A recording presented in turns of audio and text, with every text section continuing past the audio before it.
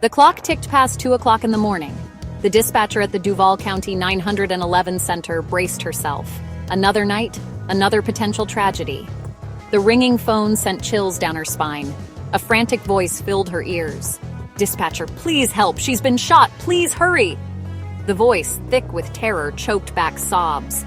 The dispatcher struggled to glean information. Location? Unknown. Victim? A woman. Name unknown. The caller hung up. The dispatcher, a seasoned professional, remained calm. She immediately dispatched officers to the vicinity of the call's origin. It was a race against time. Every second counted. The dispatcher, haunted by the desperation in the caller's voice, could only wait and pray for a miracle. The flashing blue and red lights sliced through the darkness, casting an eerie glow on the wet pavement. The night was thick with tension, the kind that makes the hairs on the back of your neck stand up. Officers, responding to the 911 call, found themselves in a desolate alleyway. The scene was grim, the kind that seasoned officers never get used to. The alley was narrow, with high walls that seemed to close in, trapping the horror within. The air hung heavy with the smell of rain and something else, something metallic. It was a scent that officers knew all too well, the unmistakable odor of blood. The rain had washed away some of the evidence, but the metallic tang lingered. There, lying in a pool of her own blood, was a young woman. Her clothes were soaked, not just from the rain, but from the life that had drained out of her. The sight was haunting, a stark reminder of the fragility of life. She had been shot once in the chest. The wound was precise, suggesting a single fatal shot. It was a cold, calculated act, not a random burst of violence. Her eyes stared vacantly at the night sky. They seemed to be searching for something. Perhaps an answer, perhaps peace. But they found nothing, only the cold, indifferent stars. The officers secured the crime scene, their faces grim and determined. They had a job to do, and they would do it with the utmost care. Every detail mattered. Every piece of evidence could be the key to solving this tragic puzzle. Paramedics arrived, but it was too late. The woman was gone. Who was she? What had led her to this dark alley on this fateful night? The questions were endless, and the answers were nowhere in sight. Who would do such a thing? The officers exchanged puzzled glances, each one silently vowing to find the person responsible. The senselessness of the act weighed heavily on their minds. These questions echoed in the minds of the officers as they began the grim task of investigating another senseless murder. They moved methodically, their training kicking in, but the emotional toll was evident in their eyes. The victim had no identification, no purse, no clues to offer. She was a mystery, a puzzle with too many missing pieces. The officers knew that every second counted in the search for answers. She was a Jane Doe, a mystery waiting to be unraveled. The sheet that covered her body was a temporary shroud, hiding the tragedy beneath. But the truth would not stay hidden for long. The body was transported to the morgue, where the next phase of the investigation would begin. The coroner would search for clues that the scene could not provide, hoping to shed light on the darkness of this crime. The forensic team prepared to begin their work. They were the unsung heroes, the ones who would piece together the story from the fragments left behind. Their work was meticulous, painstaking, but crucial. Every piece of evidence, no matter how small, could be crucial. The pressure was on. The team knew that the smallest detail could be the key to unlocking the mystery. They worked with a sense of urgency, knowing that a killer was out there. A killer was on the loose. The city held its breath, waiting for answers, hoping for justice. The officers and forensic team were determined to provide both, no matter how long it took. Detective Miller, a seasoned homicide detective with a world-weary demeanor, arrived at the crime scene. The night was cold, and the air was thick with tension. The flashing lights of police cars cast eerie shadows on the walls of the narrow alleyway. He surveyed the alleyway, his eyes scanning every inch of the grimy asphalt.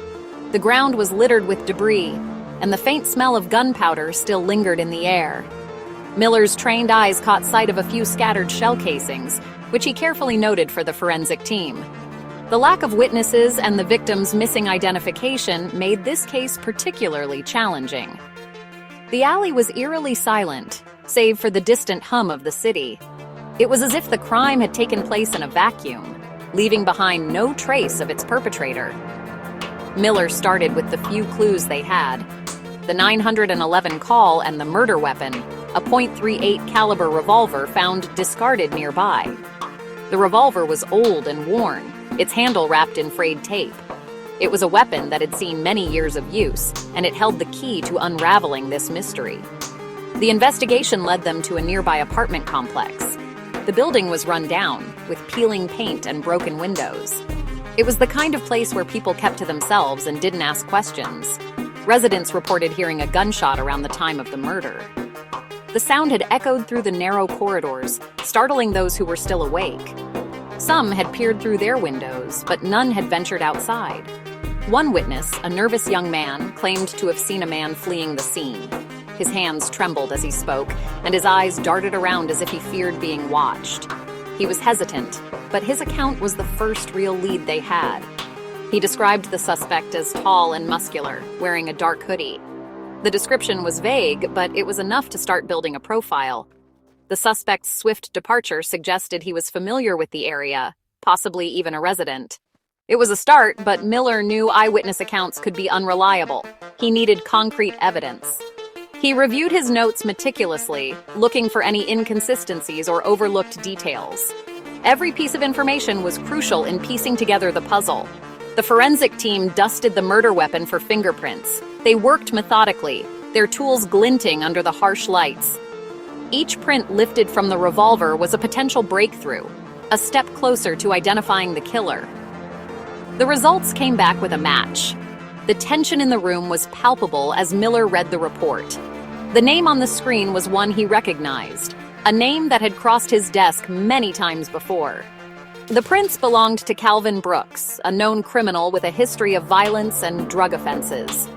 Brooks' mugshot stared back at Miller from the computer screen, a face hardened by years of crime.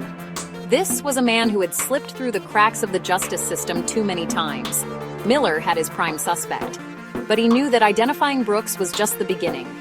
The real challenge lay ahead, gathering enough evidence to ensure that this time, Brooks wouldn't escape justice. The hunt was on, and Miller was determined to see it through to the end. The news spread like wildfire. The entire city was abuzz with the shocking revelation, whispers and murmurs filling every corner. People gathered around public bulletin boards, their faces etched with concern and disbelief. A young woman found murdered in a dark alley. The scene was grim, with police tape fluttering in the cold night breeze, marking the spot where a life was brutally taken. The dimly lit urban area now bore the weight of a tragic mystery. The city held its breath, waiting for answers. The skyline at dusk seemed to mirror the collective anxiety as people gathered outside the police station, their faces a mix of hope and dread. Meanwhile, a family was shattered. The news hit them like a tidal wave, leaving them clinging to each other for support. In parks and homes, the community came together to mourn, their shared grief a testament to the life that was lost. Latoya Reynolds, a loving mother and a dedicated nurse, had vanished without a trace. Her absence left a void that was felt deeply by all who knew her. She was more than just a nurse. She was a beacon of hope and care in her community, and a mother whose love knew no bounds. Her daughter, Keisha, a bright and bubbly teenager, was now an orphan. The vibrant light in her eyes dimmed as she grappled with the harsh reality. The streets she once walked with joy now felt cold and empty. Keisha couldn't comprehend the news. It was as if the world had turned upside down in an instant. The messages and calls she received only added to her confusion and despair. Her mother, her rock, gone? The thought was unbearable. She clutched a framed photo of her mother, tears streaming down her face as she stared into the distance, searching for answers that seemed just out of reach. It was a nightmare she couldn't wake up from.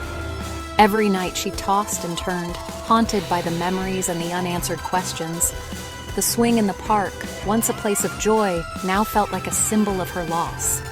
The police informed her of the unidentified victim. The visit from the officers was a moment she would never forget. Their words were heavy, their faces somber, as they delivered the news that would change her life forever. A glimmer of hope flickered. Could it be? In the midst of her despair, a small spark of hope ignited. She clung to the possibility that the victim might not be her mother, that there was still a chance for a miracle. Could her mother still be alive? The question consumed her thoughts. She checked her phone constantly, hoping for a message, a sign, anything that would confirm her mother was still out there, somewhere. Keisha rushed to the morgue, her heart pounding in her chest. The journey there felt like an eternity, each step heavy with fear and anticipation.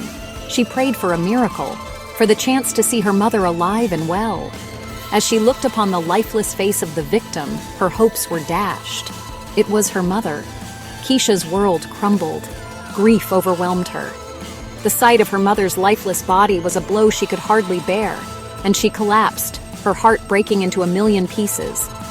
But amidst the pain, a burning desire for justice ignited within her. The grief, though overwhelming, gave way to a fierce determination. She would not let her mother's death be in vain. She vowed to find her mother's killer and make them pay for their heinous crime. She immersed herself in the investigation, determined to uncover the truth and bring the perpetrator to justice. She refused to let her mother become just another statistic, another forgotten victim. Keisha's plea for justice became a rallying cry, a beacon of hope for others who had lost loved ones to senseless violence. She would fight, not just for her mother, but for all those who had been silenced.